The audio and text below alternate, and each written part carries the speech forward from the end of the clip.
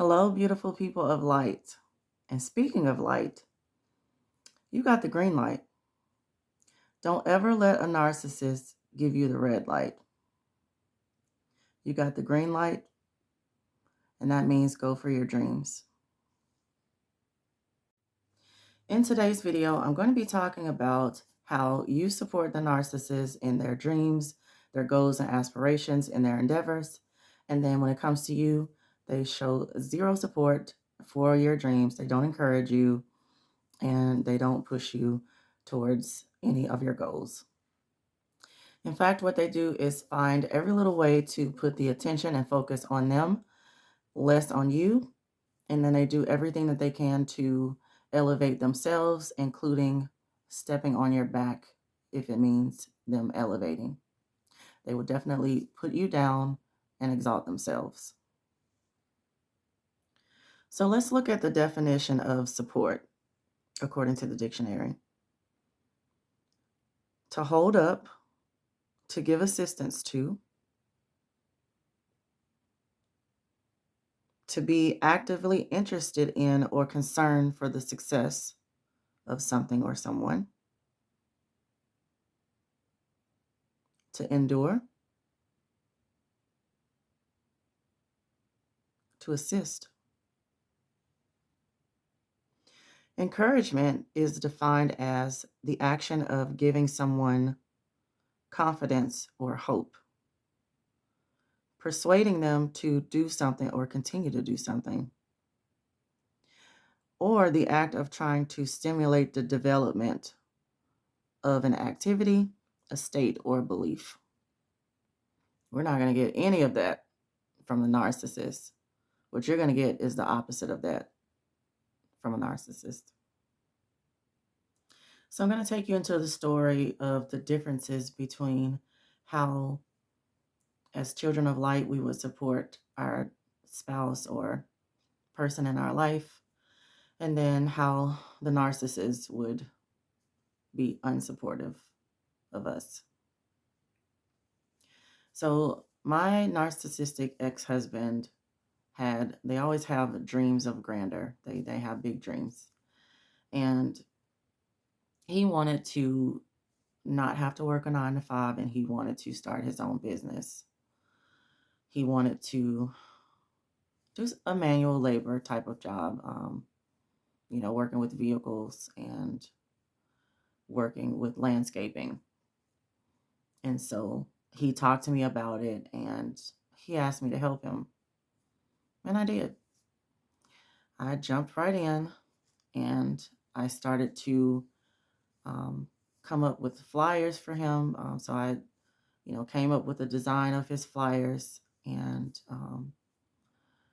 did them on the computer and everything for him, formatted them, did the colors, went over everything with him before we went with the final design, and then printed them all up for him, different trips to Home Depot and things like that, and got him a stack of flyers for him to pass out.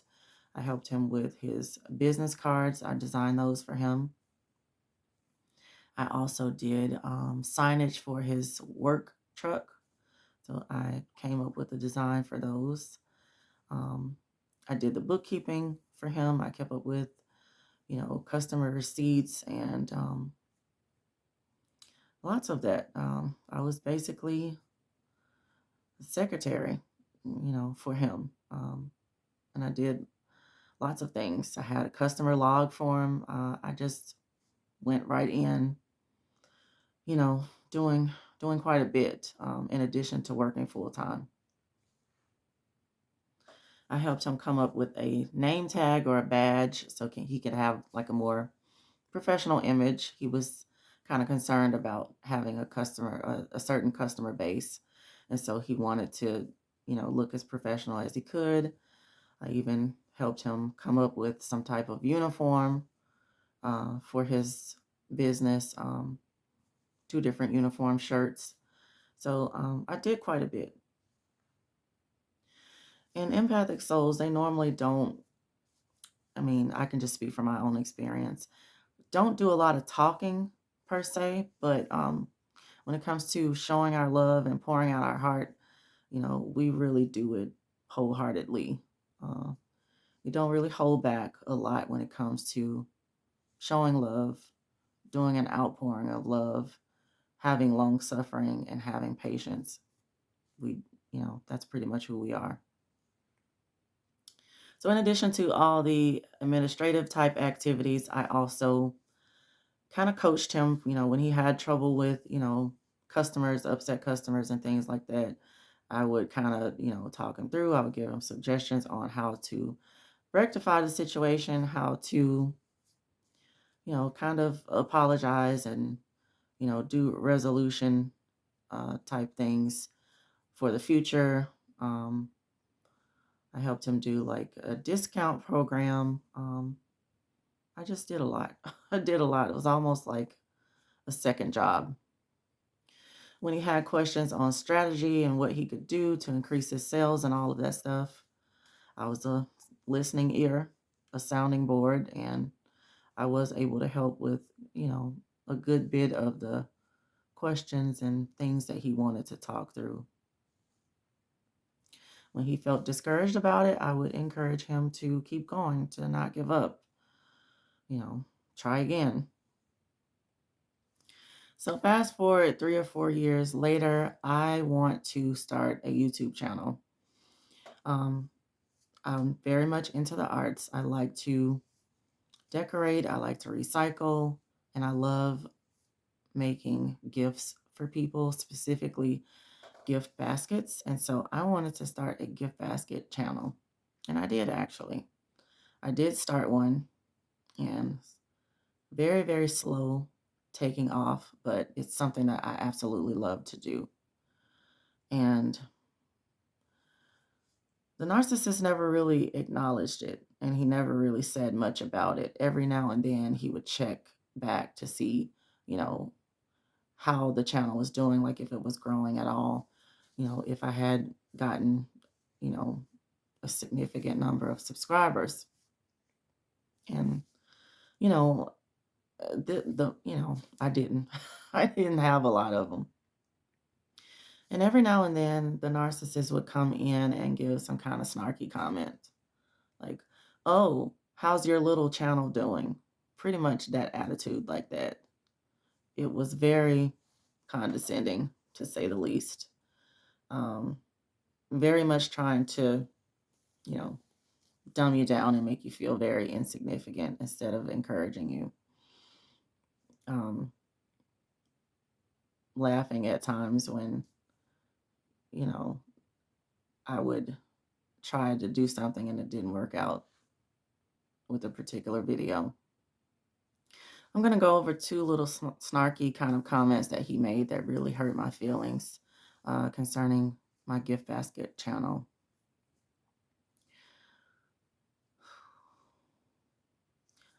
The first snarky comment he said to me was, well, if you really want to make some money doing that YouTube thing, you should turn the camera around on me and make the channel about me and my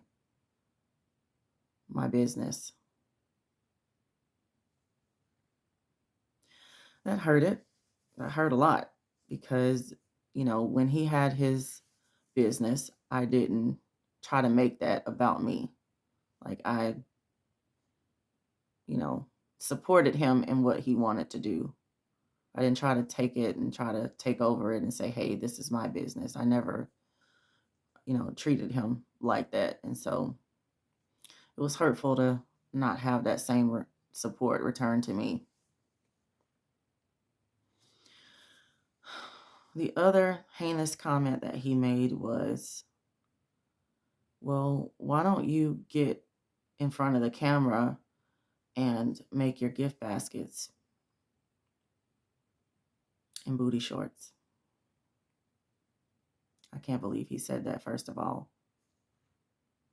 First of all, that's totally outside of my character. I wasn't raised like that.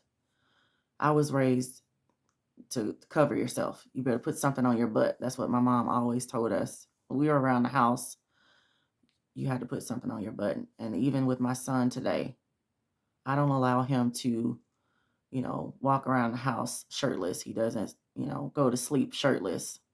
You're going to put that bird in the cage. So that's pretty much how I am. And he knew that.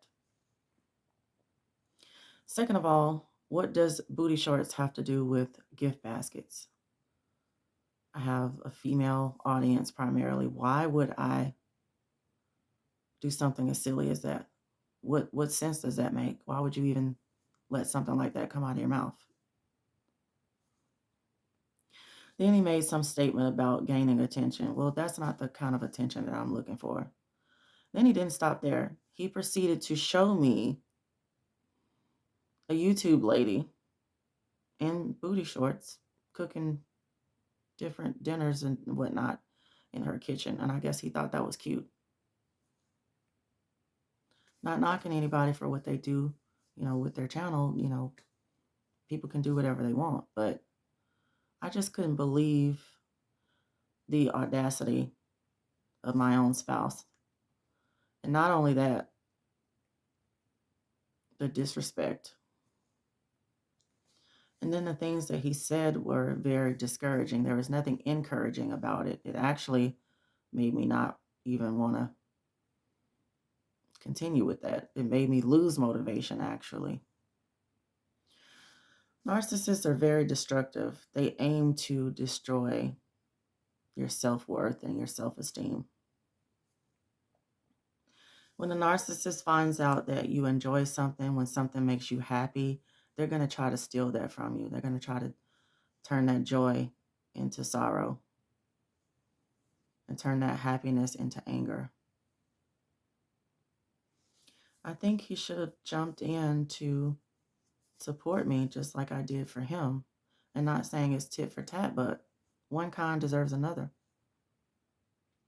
And I thought that was the purpose of, being married, to support each other, to walk together. A narcissist is a real piece of work. They will soak up all of your energy, all of your resources, all of your talents, and then they won't give you anything in return. They'll basically pull all of your energy from you so that when it's time for you to do something for yourself, you won't have much energy left. So you do all this pouring into them, and then when you get done with your pouring, you're pretty much empty. You don't have anything left. James 1:4. But let patience have her perfect work, that ye may be perfect and entire, wanting nothing. Joshua 1:9. Have I not commanded thee? Be strong and of a good courage. Be not afraid, neither be thou dismayed. For the Lord thy God is with thee, whithersoever thou goest. 2 Corinthians 1:4. Who comforted us in all of our tribulation, that we may be able to comfort them which are in any trouble, by the comfort wherewith we ourselves are comforted of God. We have to understand that we're never going to get any comfort or reassurance, encouragement, anything like that from the narcissist. All of our help comes from the Lord. His rod and his staff comforts us. And surely goodness and mercy shall follow us. Walk in the light.